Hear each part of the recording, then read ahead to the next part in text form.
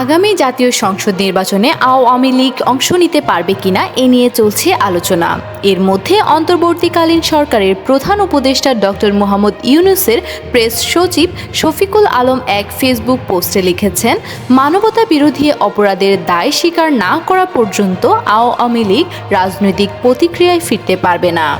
বুধবার এই পোস্টে শফিকুল আলম লেখেন, গণহত্যা সমর্থনকারী আওয়ামী লীগের সমর্থকরা এখনও ভ্রান্তিতে আছেন যে দেশ নির্বাচনমুখী হলে তারা রাজনৈতিক প্রক্রিয়ায় ফিরতে পারবেন।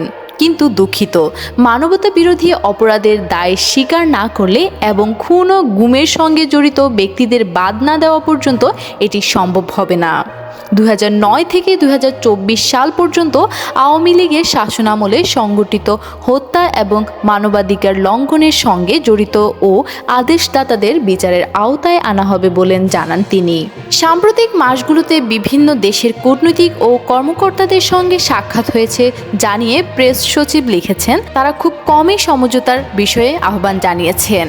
তারাও বুঝতে পেরেছেন অপরাধীদের যদি দায় স্বীকার না করে তাহলে কিভাবে সমঝোতার আহ্বান জানানো যায়, বরং তারা সংস্কার এবং দেশের প্রতিষ্ঠানগুলোকে ঠিক করার বিষয়ে বেশি সমর্থন জানিয়েছেন।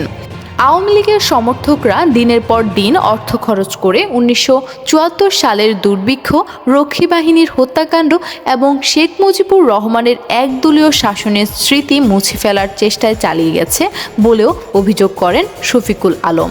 তিনি বলেন, বর্তমান প্রজন্ম জেগে উঠেছে। এই প্রজন্ম স্বৈর শাসনের প্রতিটি মানবাধিকার লঙ্ঘনের বিষয়ে সজাগ রয়েছে। তাদের প্রচেষ্টা প্রতিদিন পুরনো স্মৃতিকে সতেজ করছে।